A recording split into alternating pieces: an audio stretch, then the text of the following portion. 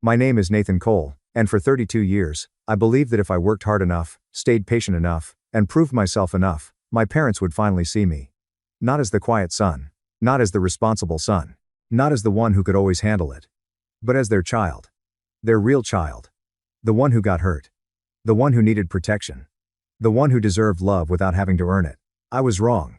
I learned that on a cold Friday evening, standing in my parents' living room while my mother cried into a tissue, my father stared at the floor, and my older brother Brandon sat on the couch with his arms crossed like he was the victim.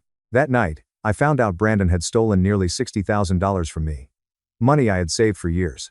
Money meant for the down payment on my first house. Money that represented every overtime shift, every skipped vacation, every dinner I didn't eat out because I was trying to build something stable. And my parents knew. They knew before I did. They knew he had taken it. They knew he had lied. They knew he had used my name, forged my signature, and drained an account I trusted him to help manage because he was family. And when I demanded to know why they had hidden it from me, my mother looked me straight in the eyes and said, "Nathan, please don't ruin your brother's life over money." Over money. As if the betrayal was a number. As if trust had a price tag. As if my life, my future, and everything I had worked for mattered less than Brandon avoiding consequences. That was the night I finally understood something I had spent my whole life refusing to accept. My parents did not love us equally. They loved Brandon. And they loved what I could do for him. Brandon had always been the golden child. He was 2 years older than me, louder, charming, and reckless in a way people called confidence. When we were kids, he could break a window, blame me, and somehow my mother would ask me why I had made him angry. If Brandon failed a class, he was under pressure. If I got a B instead of an A, I was not applying myself. If Brandon crashed my father's truck at 19, my parents said accidents happen. When I scratched my mother's car backing out of the driveway at 22, my father made me pay for the repair and reminded me about it for years. Brandon borrowed money and forgot to pay it back. I paid bills on time and was called cheap. Brandon quit jobs because his managers didn't respect him. I worked through flu, heartbreak, and exhaustion because I was terrified of being called lazy. That was our family system. Brandon was the storm. I was the shelter. My parents protected him from consequences, and I protected them from the cost of doing it. For years, I told myself I was stronger. That was the lie children tell themselves when they are being used.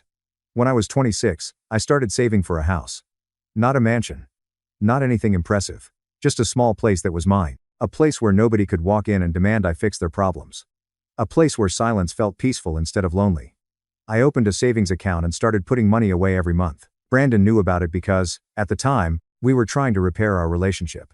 He had just gone through another breakup and another lost job, and my mother begged me to be there for him. So I was.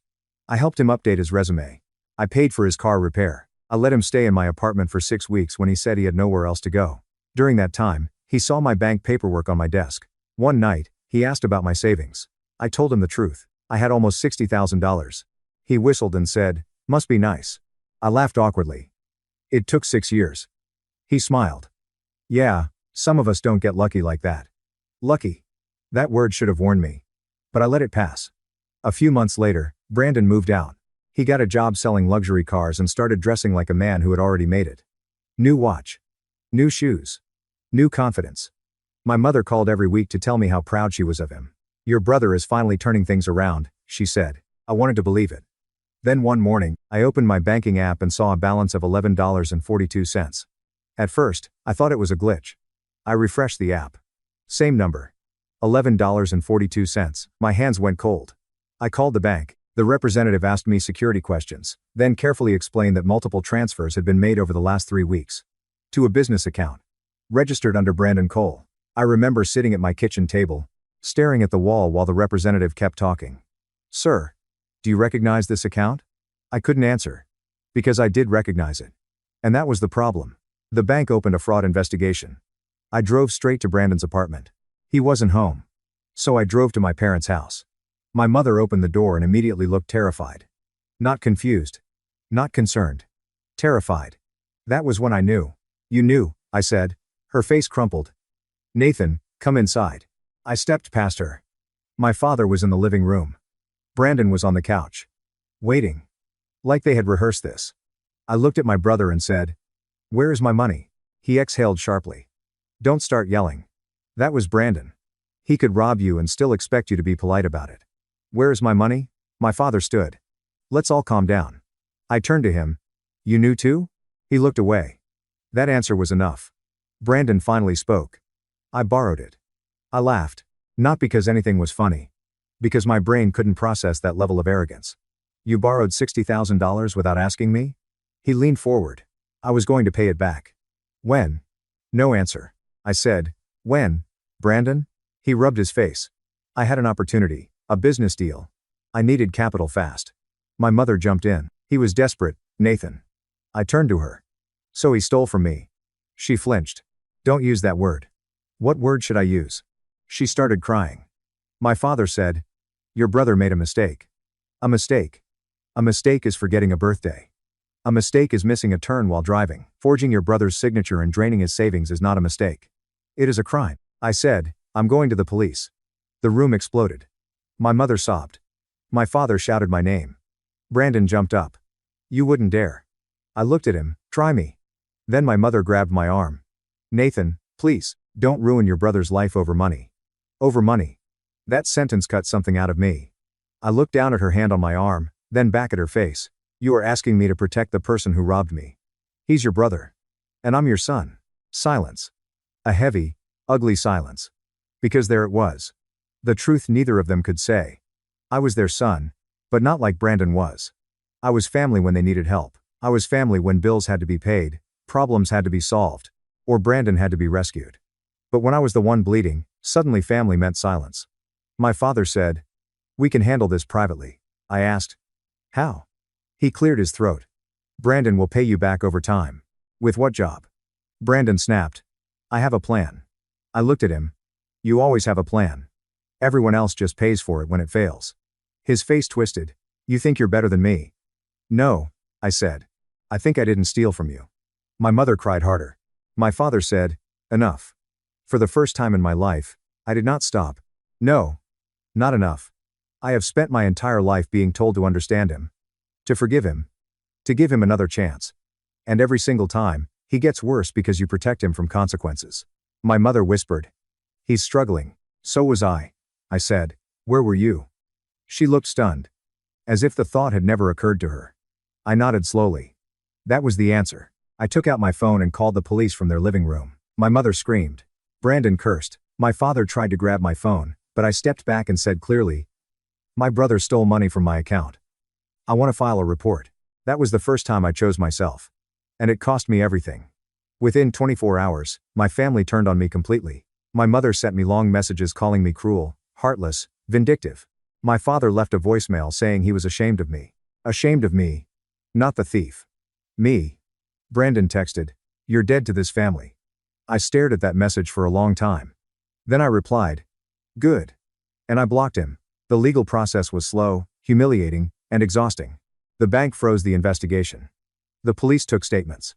Brandon lied at first, claiming I had given him permission. Then the bank found the forged documents. The signatures. The transfer records. The IP addresses. The business account. The evidence was clear. Suddenly, Brandon wanted to talk. So did my parents. I refused. Then Aunt Linda called me. She was my mother's sister, and she had always been the only person in the family who seemed to notice the imbalance. Nathan, she said gently, your mother is telling everyone you're trying to put Brandon in prison because you're jealous of him. I closed my eyes. Of course she was. Not Brandon stole from Nathan. Not Brandon committed fraud. I was jealous. I was bitter. I was unstable. That was the story they needed. Because if I was the villain, they didn't have to admit what they had done. What do you believe? I asked. Aunt Linda was quiet for a moment. Then she said, I believe you. I nearly broke down right there. Those 3 words meant more than she knew. I sent her the documents. The bank statements. The police report. The forged paperwork. By the end of the week, half the family knew the truth. My parents were furious. My mother called from an unknown number. When I answered, she said, how could you embarrass us like this? I said, you embarrassed yourselves. She said, family matters should stay private. I said, crimes don't become family matters because you're ashamed. She started crying again. The old version of me would have softened. The old version of me would have apologized for making her cry. But that version of me died in their living room. I said, do not call me again unless you are ready to apologize. She whispered, you're breaking this family. No, I said. I'm refusing to keep pretending it isn't already broken. Then I hung up. Brandon eventually took a plea deal. He avoided serious prison time, but he received probation, restitution orders, and a criminal record that destroyed the fake image he had built. My parents paid for his lawyer. Of course they did. They also refinanced their house to cover some of what he owed me, not because they cared about my loss, but because the court forced restitution. The first payment arrived in my account 3 months later. I looked at it and felt nothing. Not relief. Not victory. Just emptiness. Because money could be replaced. Trust could not. After the case, I cut off contact completely. No calls. No holidays. No family dinners. No pretending. I changed my number. I moved to a different part of the city. I bought the small house I had been saving for, though later than I planned and with a smaller down payment than I deserved. The day I got the keys, I stood in the empty living room and cried. Not because everything was perfect. Because for once, nothing in that room belonged to Brandon. Nothing in that room came with my parents' expectations. It was mine. Every wall. Every floorboard.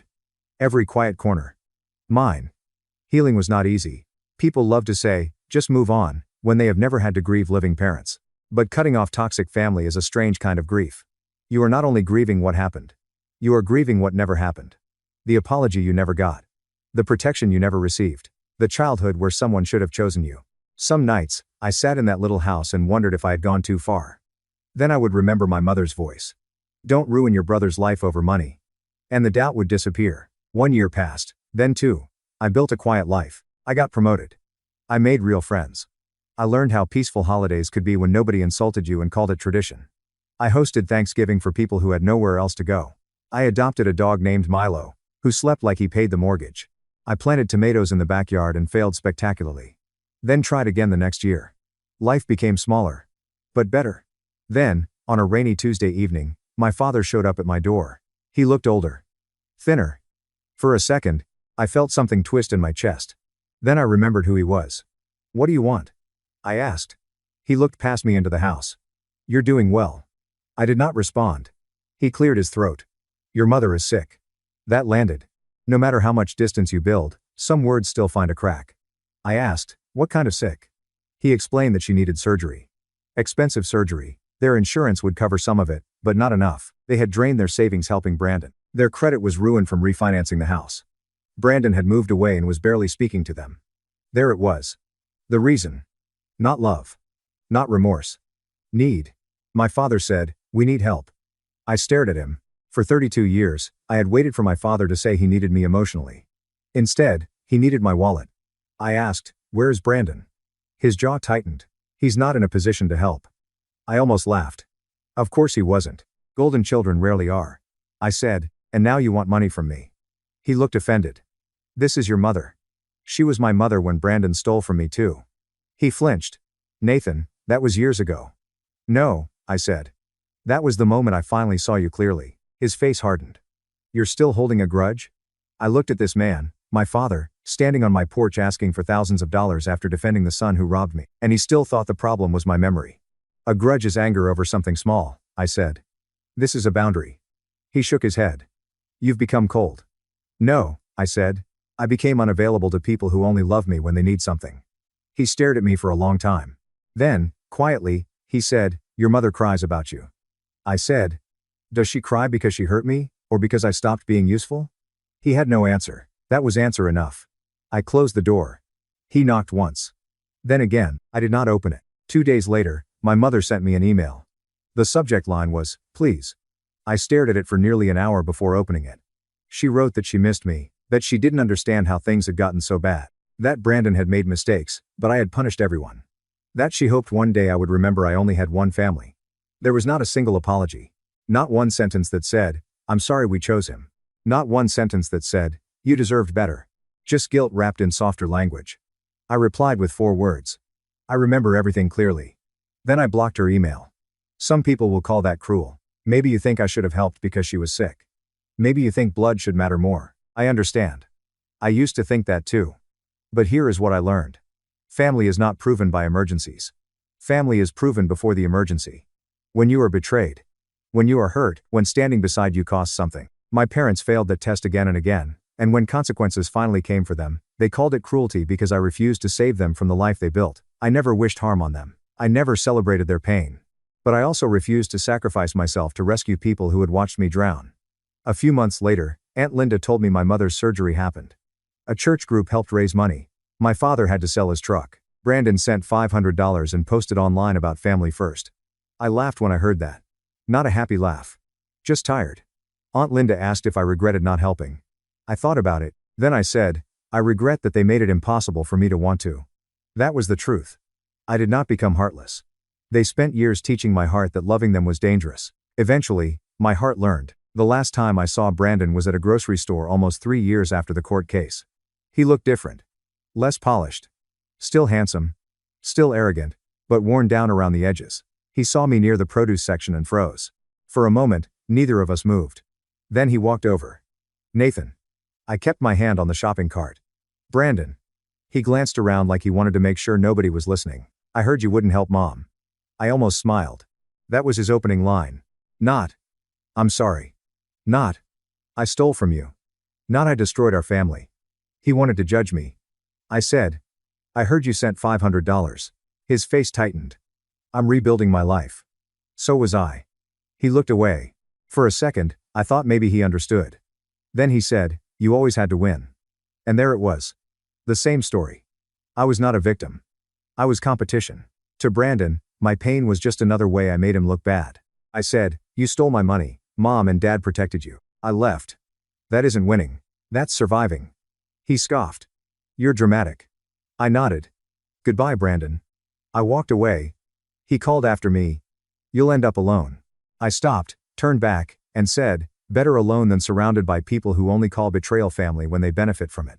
Then I left him standing there. That night, I came home to Milo sleeping upside down on the couch, my kitchen smelling like the soup I had left simmering, and rain tapping softly against the windows of the house I had saved for twice. Once financially, once emotionally. I realized something then. I was not alone. I had friends. I had peace. I had a home where nobody raised their voice, nobody demanded money, nobody rewrote my pain to protect their favorite person. I had myself. And for the first time, that was enough. My parents betrayed me to protect my golden brother. So I cut them off forever. Not because I hated them, not because I wanted revenge, but because I finally understood that forgiveness without accountability is just permission. And I was done giving them permission to hurt me. If you are the responsible child, the forgotten child, the one your family calls selfish the moment you stop sacrificing yourself, listen to me.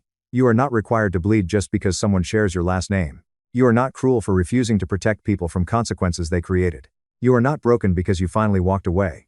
Sometimes the family that raised you is also the family you have to survive. And sometimes the bravest thing you will ever do is close the door, lock it, and build a life so peaceful that their chaos can no longer reach you. That is what I did. And I have never opened that door again.